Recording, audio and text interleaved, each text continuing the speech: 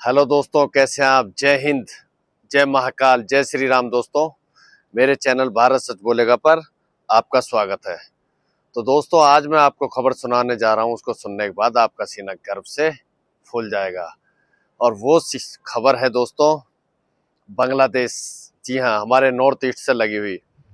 दोस्तों, म्यांमार की जो अस्थिरता, उसने पूरी दुनिया का ध्यान अपनी तरफ खींचा है। और एक चीज आप ध्यान रखो कि किसी के भी पड़ोस में कोई भी घटना होती है, उसका प्रभाव उस देश पे भी पड़ता है। तो भारत के पड़ोस में इतनी बड़ी घटना हो रही है, तो भारत पे इसका प्रभाव पड़ना लाजमी था। अभी बांग्लादेश ने भारत के साथ कैसा व्यवहार किया, आपने देखा होगा। 1971 में जिस देश को हमने आज़ादी दिलाई, वही जिहादी बांग्लादेशी आज पाकिस्तान के साथ मिलकर भारत के टुकड़े करने का सोच रहे हैं। तो ये एक जाहिल कौम है दोस्तों। बांग्लादेशी और पाकिस्तानी कभी भारत के सगे नहीं हो सकते। तो यहाँ पर भारत को उनको सबक सिखाना। तो म्यांमार में दोस्तों, म्यांमार में 2021 में अस्तित्व में एक रखाइन सेना आई। जी हाँ, रखाइन सेना। रखाइन सेना को आप कह सकते हैं बौद्ध को बचाने के लिए रखाइन आर्मी का निर्माण किया। और यहाँ से रोहिंग्या मुसलमानों को इन्होंने भगाया। ये वही रोहिंग्या मुसलमान जिन्होंने भारत की डेमोग्राफी भी चेंज करने की कोशिश की। रोहिंग्या मुसलमानों ने वहां से बांग्लादेश में शरण ली, जिससे बांग्लादेश में राजनीतिक संकट खड़ा हो गया। और भारत के नॉर्थ ईस्ट के राज्यों में इनकी पहुंच यहां तक हो गई दोस्तों कि ये पूरे भारत में धीरे धीरे फैल गए। और रोहिंग्या मुसलमान क्या है, आप सब जानते हैं। ये बौद्धों के छोटी छोटी बच्चों पर बलात्कार करते थे। तो इसलिए बौद्धों ने इनके खिलाफ हथियार उठाए और रखाइन आर्मी का निर्माण किया। और इन्होंने वहां से इनको कूटना शुरू किया। यहाँ पर धीरे धीरे रखाइन आर्मी ने, एक पहले उसे आतंकवादी गुट समझा जाता था, लेकिन उन्होंने धीरे धीरे अपने 13 जिलों पर कब्जा कर लिया। और बर्मा की सेना के लिए, म्यांमार जिसको बर्मा बोलते हैं, एक बहुत विकट परिस्थिति हो गई दोस्तों। लेकिन बांग्लादेश में भी अस्थिरता आई और बांग्लादेश में कुछ ऐसी गतिविधियां हुई जिससे भारत को दिक्कत हुई। लेकिन दोस्तों, यहाँ पे रखाइन आर्मी धीरे धीरे भारत का, उन्होंने समझ गए कि भारत से हम नहीं बिगाड़ सकते। और ये जो क्षेत्र है दोस्तों, ये एक्चुअली शतरंज के ये प्यादे थे। बांग्लादेश और रखाइन आर्मी, म्यांमार, यहाँ पर तीन शक्तियों का इंटरफेयर हुआ। पहला अमेरिका, दूसरा चाइना और तीसरा उभरती हुई शक्ति भारत। चाइना ने म्यांमार को सपोर्ट किया, म्यांमार की सेना को। और अमेरिका ने यहाँ पर बांग्लादेश को सपोर्ट किया। और यहाँ पर कुछ ऐसी भी खबरें आई कि भारत ने रखाइन आर्मी को सपोर्ट किया। दोस्तों, बांग्लादेश में इस समय हिंदुओं पर कितना अत्याचार हो रहा है आप जानते हो। पूरी दुनिया में आवाज उठी थी।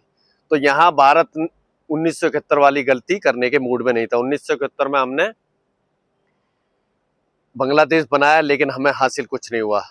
अगर हम चटगांव वगैरह ले लेते, जो हिंदू बाहुल्य क्षेत्र, तो आज बांग्लादेश में स्थिति नहीं आती। लेकिन कहते हैं ना, हमारी गवर्नमेंट इतनी पंगु थी। दोस्तों, इतिहास में ये बात हमेशा लिखी जाएगी। मेरी बात हमेशा ध्यान से सुनना। इतिहास में ये बात हमेशा लिखी जाएगी कि 1971 में जिस समय बांग्लादेश बना, उस समय हम विनिंग पोजीशन पे थे। हमने पाकिस्तान के 93,000 सैनिकों को सलवार पहनने पर मजबूर कर दिया था। लेकिन इंदिरा गांधी, जो हमारी नेता थी, उनकी अदूरदर्शिता की वजह से हमने एक ऐसा समझौता किया जिसमें हमने हारी हुई बाजी दे दी। खैर, ये इतिहास के पन्नों में है। तो इससे भारत ने सबक लिया, और सबक लेते हुए भारत समझ गया कि अब हमको खेल किस तरीके से खेलना है। यहाँ पे तीनों ही शक्तियों ने अपनी अपनी चाल सरनी शुरू हुई। बांग्लादेश में अमेरिका स्थिरता चाहता है, और वो चाहता है कि यहाँ से भारत को डिस्टर्ब किया जाए। लेकिन यहाँ पर भारत हर चीज के लिए तैयार था। अभी आपने खबर भी सुनी होगी कि अमेरिका के 4-5 एजेंट ढाका में मारे गए हैं दोस्तों। यहाँ तक कि हमारे प्रधानमंत्री नरेंद्र मोदी जी की हत्या का भी उन्होंने प्रयास किया। और इसका सबसे बड़ा उदाहरण है कि जब नरेंद्र मोदी शंघाई में गए, तो वहां पुतिन की, यानी रशिया की खुफिया एजेंसी को इसका पता लग गया। और पुतिन ने समय रहते रॉ से इनपुट निकालकर मोदी को बचा दिया। यानी कि अमेरिका एक ऐसा देश है, वो किसी भी हद तक जा सकता है। और यहाँ पर भारत भी अब खेल में पूरी तरह उतर चुका था। यानी अब ये जो क्षेत्र है दोस्तों, म्यांमार के अंदर रेयर अर्थ बहुत है। तो इसलिए जो लड़ाई है कोई एहसान में नहीं कर रहा अमेरिका या चाइना या इंडिया, यहाँ लड़ाई प्रभुत्व को हो रही है, क्योंकि भारत का कूदना इसमें लाजमी है, क्योंकि पड़ोस में अगर कुछ भी होगा तो भारत को यहाँ पर निर्णायक भूमिका निभानी थी। लेकिन यहाँ पर अमेरिका और चाइना सक्रिय हो गए, तो यहाँ पर हमको खेल उस तरीके से चलना था। इधर रखाइन आर्मी ने अपनी पकड़ बांग्लादेश के अंदर 100-150 किलोमीटर वो घुस गए। कॉक्स बाजार में भी उन्होंने कब्जा कर लिया। जी हाँ, वहां पर अमेरिकन आर्मी आई जो बांग्लादेश को ट्रेंड करना चाहती थी कि इनको हथियार चलाने सिखाएंगे। लेकिन जब अमेरिका खुद ही डरपोक है तो दूसरों को क्या सिखाएगा।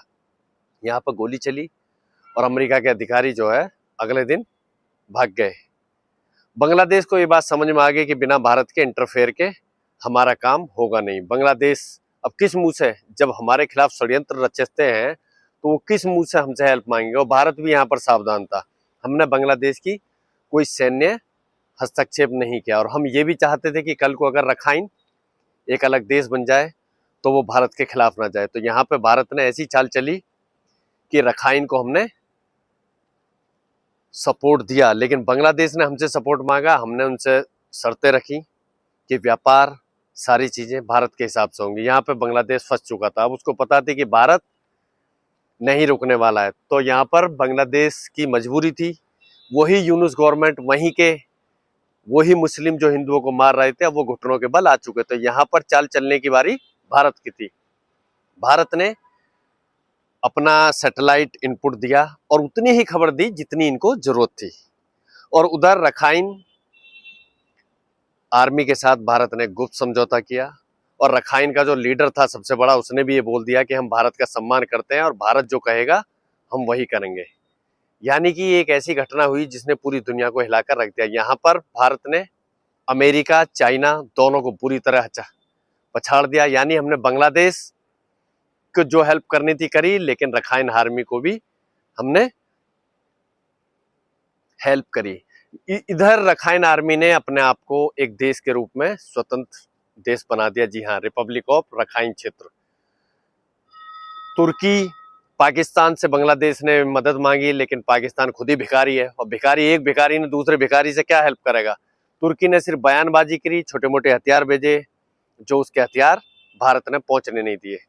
तो ये सपोर्ट इंडिया ने रखाइन आर्मी के साथ किया। और रिपब्लिक ऑफ रखाइन जब बना तो भारत ने चुप्पी दिखाई। इस चुप्पी का मतलब था कि भारत ने इसको मान्यता दे दिया। तो दोस्तों, बिना एक भी गोली चलाए यहाँ पर भारत ने खेल का रुख पलट दिया और एक नया देश रखाइन क्षेत्र बन गया। जहां पर दोस्तों, यहाँ पर एक पोर्ट है सितवी पोर्ट, वो भारत के लिए बहुत इंपॉर्टेंट है। अगर भारत को मिल जाता तो भारत की नॉर्थ ईस्ट में म्यांमार और भूटान तक बहुत जबरदस्त पकड़ बन जाएगी, अब व्यापारिक क्षेत्र के हिसाब से भी। और गैस की पाइपलाइन भी भारत के लिए म्यांमार से बहुत आती है।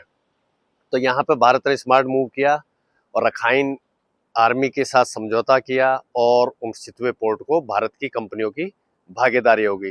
तो यहाँ पर पूरी दुनिया ने देखा कि भारत पहले वाला भारत नहीं है। अब हम खेल में प्यादे नहीं, निर्णायक भूमिका में है, और भारत ने चीन और अमेरिका को परास्त कर दिया।